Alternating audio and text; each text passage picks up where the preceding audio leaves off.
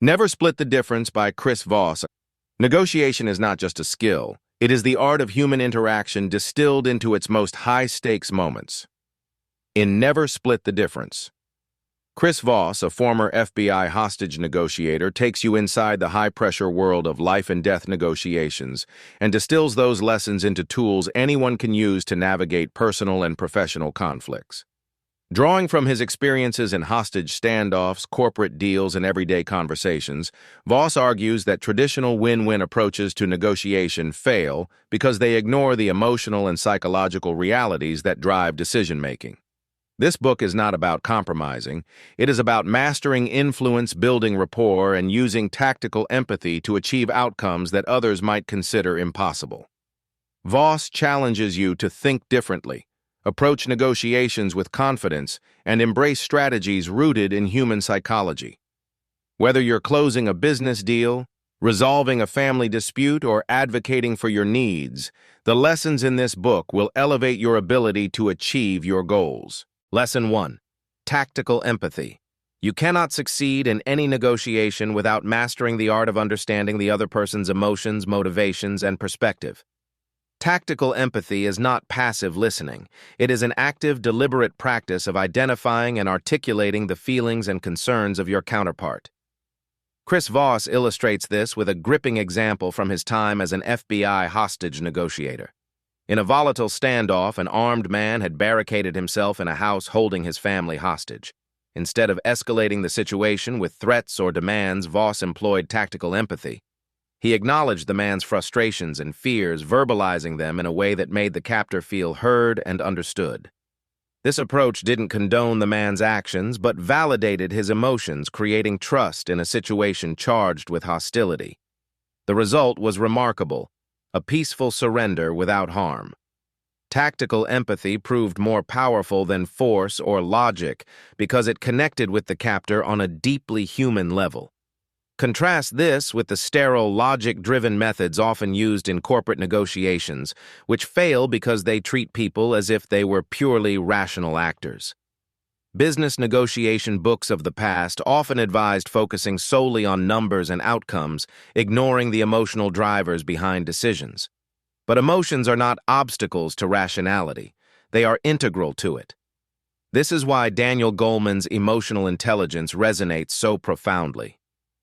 Goleman argues that understanding and managing emotions is not just a soft skill, but a fundamental requirement for effective communication. Tactical empathy is the practical application of this principle, turning emotional awareness into a strategic advantage. Tactical empathy operates on the principle that people want to feel understood more than they want to be agreed with. By identifying and articulating their emotions, you lower their defenses and invite collaboration. Consider Abraham Lincoln's practice of writing hot letters, angry missives he never sent. Lincoln understood the value of acknowledging his own emotions to prevent them from clouding his judgment. Tactical empathy takes this one step further, requiring you to step into the emotional landscape of another person. When done well, it shifts the dynamic of any negotiation from adversarial to cooperative. The neuroscience behind tactical empathy supports its effectiveness. Research on mirror neurons shows that when you recognize and reflect another person's emotions, their brain responds as if you are experiencing those emotions yourself. This creates a sense of connection that is both immediate and profound. When Voss worked with corporate clients, he applied this understanding to uncover hidden motivations and fears. In one case, a CEO resistant to a merger was holding out not because of financial concerns, but because of a fear of losing control. By articulating this fear, "It sounds like you're worried about losing your influence in the organization," Voss transformed the conversation. The CEO felt understood, which paved the way for a more productive discussion. You see this same principle at work in films like Inside Out, where emotions are personified to show their role in decision-making. The character of Sadness, for instance, becomes pivotal because she validates the pain others feel, unlocking solutions that Joy's relentless optimism cannot achieve. Similarly, tactical empathy allows you to address what others may not even articulate themselves, making you a more effective negotiator and communicator. The power of tactical empathy extends beyond high-stakes scenarios. Think of parenting where understanding a child's frustration, rather than dismissing it, can transform a tantrum into a teachable moment. Or consider social movements like the Civil Rights Movement, where leaders like Martin Luther King Jr. use speeches to acknowledge the pain and anger of marginalized communities while channeling those emotions into a shared vision for change. Tactical empathy builds bridges where logic alone creates walls. Always remember, tactical empathy is not manipulation. It is the genuine acknowledgement of another person's feelings and perspectives to create a pathway for cooperation. Seek to uncover what your counterpart feels and fears. Reflect those emotions back to them not as an act of agreement, but as proof that you are truly listening. When people feel heard, they are far more likely to engage with you, trust you, and work toward a solution. Tactical empathy is not just a tool for negotiation. It is a transformative approach to communication that can change the trajectory of any conversation. Lesson 2. Mirroring works wonders. People gravitate toward those who make them feel understood, and mirroring is one of the most subtle yet powerful techniques to create that connection. Mirroring involves repeating the last 3 to 5 words, or a key phrase, of what someone has said. This simple act triggers a subconscious sense of similarity and encourages your counterpart to keep talking. Chris Voss demonstrates the effectiveness of this approach in high-stakes negotiations, where revealing hidden motivations or demands can mean the difference between success and failure. In one case, Voss used mirroring to unearth the true concerns of a reluctant counterpart. By repeating key phrases, he signaled that he was listening and provided the other person with a natural invitation to elaborate.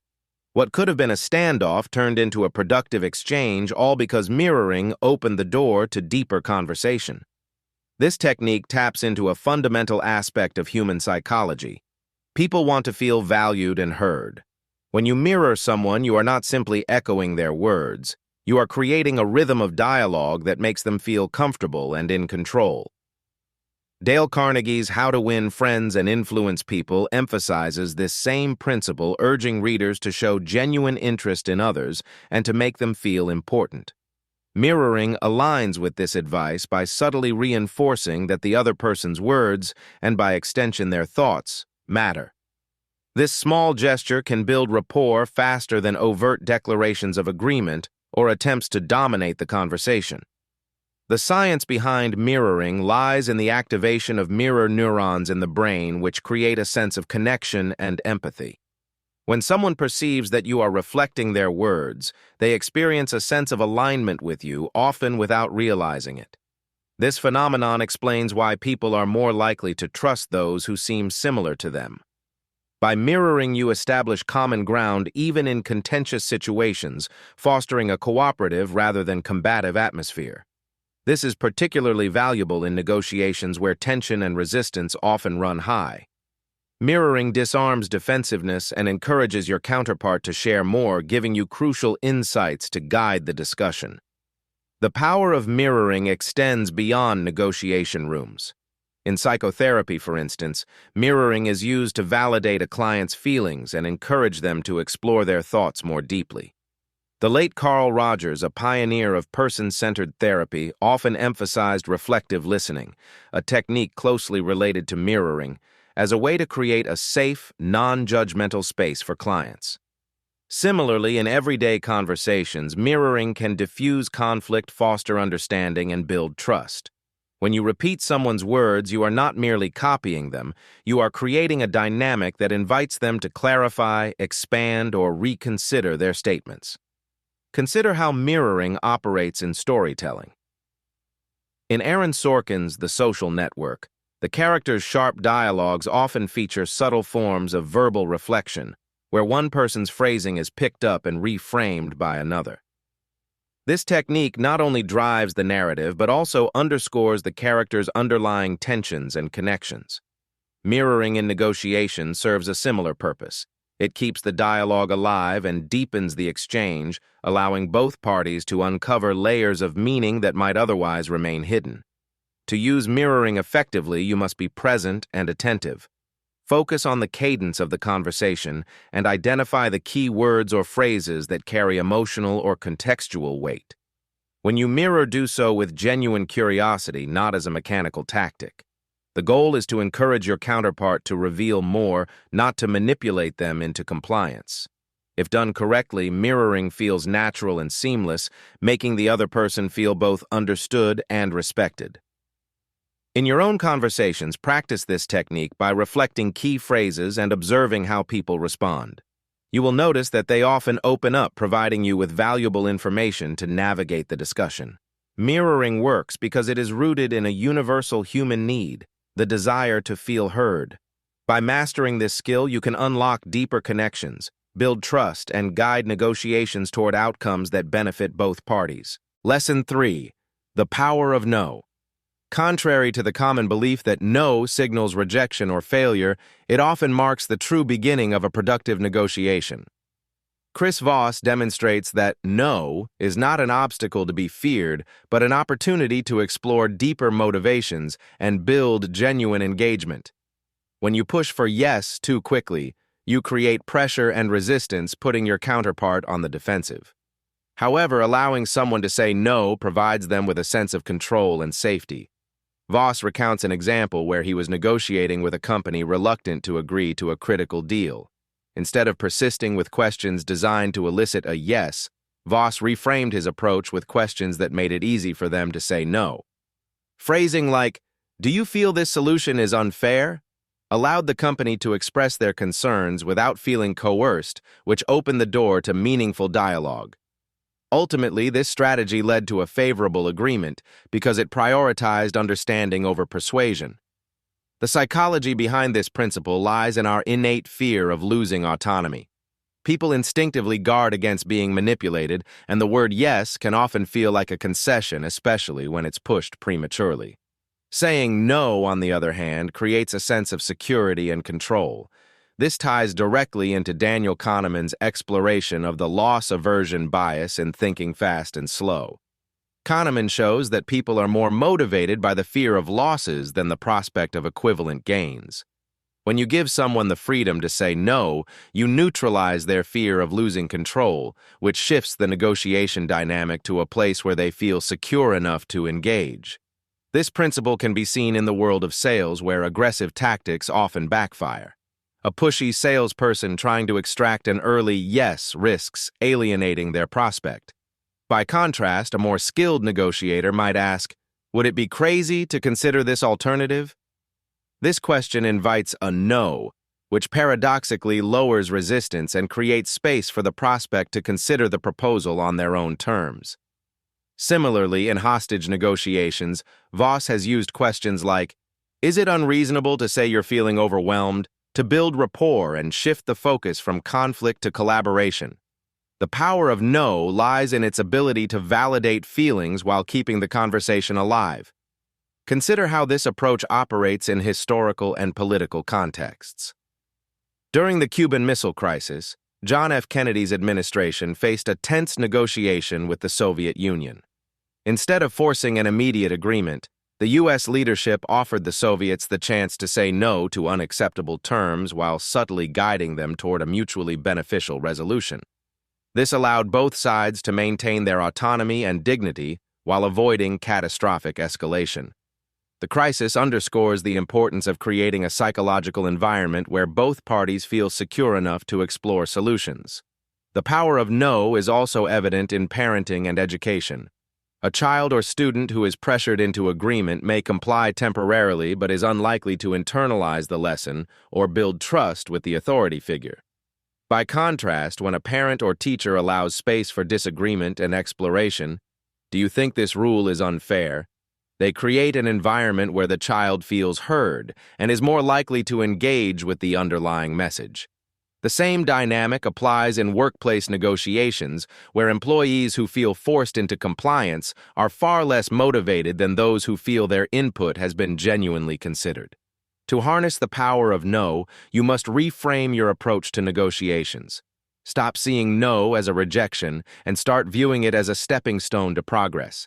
Ask questions that invite a no to give your counterpart a sense of safety and control. This will lower their defenses and lead to a more honest and productive dialogue. Saying no is often the most truthful and comfortable response someone can give, and it allows you to address their real concerns without resorting to coercion.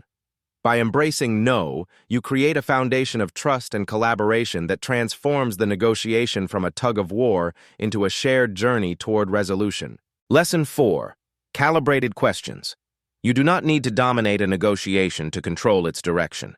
Calibrated questions crafted with intention and beginning with how or what allow you to guide a conversation without creating resistance or defensiveness. These open-ended questions shift the focus from confrontation to collaboration, compelling your counterpart to think critically and engage constructively. Chris Voss demonstrates the power of this technique in a tense hostage negotiation where a captor threatened escalation if his demands were not met. Instead of responding with ultimatums or direct refusals, Voss calmly asked, "How can I make this easier for you?" This seemingly simple question reframed the dynamic. Rather than reinforcing his threats, the captor was drawn into problem-solving, considering ways to de-escalate the situation. By using calibrated questions, Voss gained control of the negotiation without resorting to force or pressure, ultimately achieving a peaceful resolution. Calibrated questions work because they create the illusion of autonomy for your counterpart while subtly steering the conversation in your favor. When you ask someone, "What would it take to resolve this?" or "How do you see this working out?" you invite them to take ownership of the solution. This sense of ownership reduces resistance and increases their willingness to collaborate. The brilliance of this technique lies in its ability to frame even the most contentious discussions around mutual problem-solving. Compare this to traditional closed-ended questions which often elicit binary responses that shut down dialogue. A question like, "Can we do this?" leaves little room for nuance or exploration, while a calibrated question like, "What steps would we need to take to make this happen?" invites discussion and uncovers new possibilities. The concept of calibrated questioning mirrors the Socratic method, a centuries-old approach to teaching and persuasion that relies on asking carefully crafted questions to lead others to conclusions. Socrates famously avoided giving direct answers, instead guiding his students to discover truths for themselves through inquiry. This method empowered his audience, making them feel as though they had arrived at the solution independently. Calibrated questions work on the same principle. By prompting your counterpart to articulate their needs, assumptions, and solutions, you position yourself as a collaborator rather than an adversary. This creates a sense of partnership that is essential for productive negotiations. The effectiveness of calibrated questions is rooted in neuroscience. When you ask open-ended, thought-provoking questions, you activate the analytical and problem-solving regions of the brain. This shifts the focus from reactive emotional responses to deliberate rational thinking. In negotiations, this is critical. People often approach contentious discussions with heightened emotions and fixed positions, but calibrated questions disarm these defenses and encourage more constructive engagement.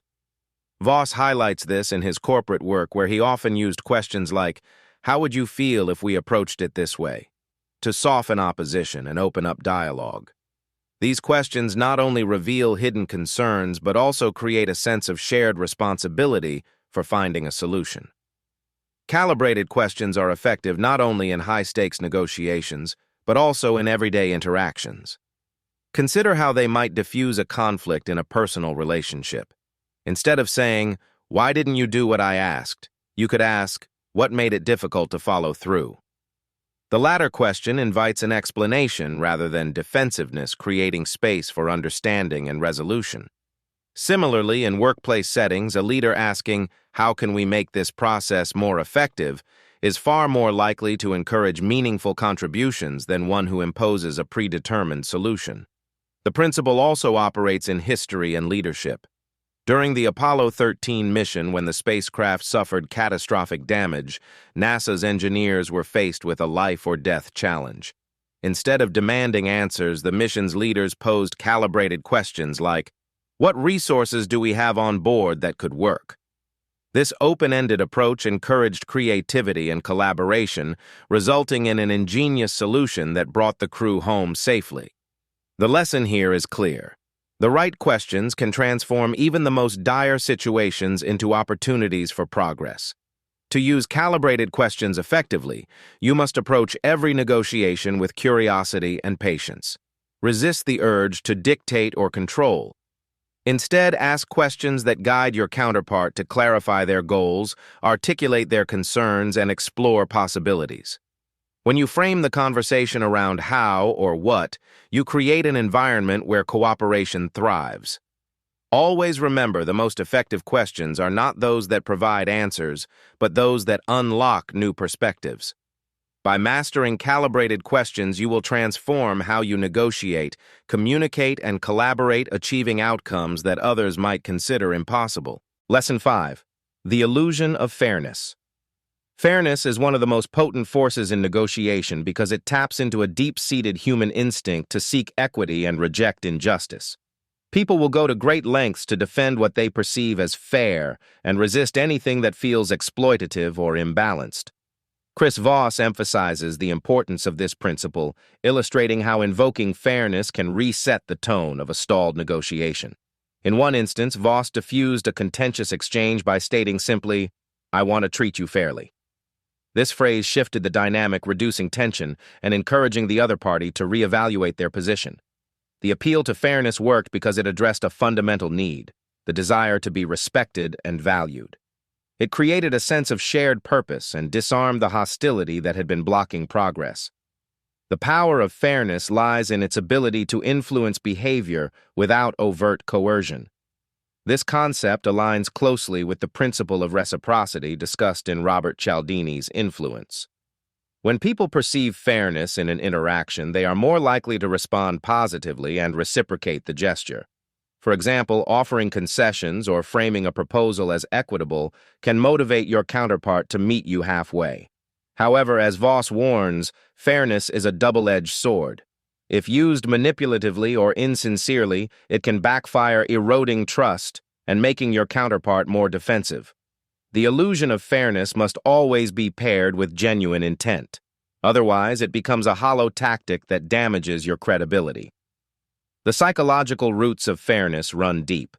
Studies in behavioral economics, such as those by Daniel Kahneman and Amos Tversky, reveal that people are often more concerned with fairness than with absolute gains. In experiments like the ultimatum game, participants frequently reject offers they perceive as unfair, even when it means losing money themselves. This behavior illustrates that fairness is not just a logical preference, but an emotional imperative. In negotiations, invoking fairness activates this emotional response, creating a powerful lever to guide the conversation. By framing your proposals as balanced and just, you reduce resistance and foster a spirit of collaboration. Historical events also highlight the significance of fairness.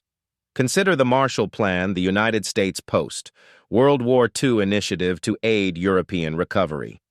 While rooted in economic and political strategy, the plan was framed as an equitable partnership rather than a one-sided handout. This framing not only garnered widespread support, but also fostered goodwill among European nations, strengthening alliances. The lesson here is that fairness, or even the perception of it, can transform interactions and build long-term trust. Fairness is equally relevant in personal and workplace relationships. Imagine a manager implementing a new policy that affects their team. If the policy is presented as a top-down directive with no consideration of employee input, it will likely face resistance. However, if the manager frames the policy as a fair solution designed to balance competing needs, they are more likely to gain buy-in. Statements like, "I want to make sure this works for everyone," can soften opposition and encourage collaboration. Similarly, in family dynamics, fairness can de-escalate conflicts. A parent negotiating screen time with their child might say, "I want to make sure you feel this is fair," while also balancing what's best for you. This approach not only addresses the child's concerns, but also reinforces the parent's role as a thoughtful decision-maker. However, fairness can also be weaponized, as Voss cautions. If your counterpart detects that you are using fairness as a manipulative ploy, it can undermine the negotiation entirely. For instance, a salesperson claiming, "This is the fairest price you'll find anywhere," Without evidence risks alienating the customer who may perceive the statement as a pressure tactic rather than a genuine attempt to provide value. Trust is fragile, and fairness must always be wielded with care and authenticity. To use fairness effectively, you must approach it as both a strategy and a principle. Invoke it sparingly to reset stalled conversations, establish goodwill, or deflect accusations. Frame your proposals as balanced and beneficial to create a perception of mutual respect and shared benefit. Most importantly, pair your appeal to fairness with genuine intent, ensuring that your words align with your actions. By doing so, you can transform fairness from an abstract ideal into a practical tool that moves negotiations forward and builds lasting trust. Conclusion. Negotiation is not a battle of logic or brute force. It is a nuanced dance of psychology, empathy, and strategy. The principles in never split the difference. Tactical empathy mirroring embracing no calibrated questions and the strategic use of fairness equip you with tools to navigate the most challenging conversations. These lessons transcend hostage negotiations and apply to every facet of life from career advancements to personal relationships. To deepen your understanding of influence and human behavior, consider reading Influence by Robert Cialdini or Thinking Fast and Slow by Daniel Kahneman. Both offer complementary insights that will further enhance your ability to persuade and connect. Remember, success in negotiation is not about splitting differences. It is about achieving outcomes that others never thought possible. Master these tools, and you will not only transform how you negotiate, but also how you interact with the world. The end.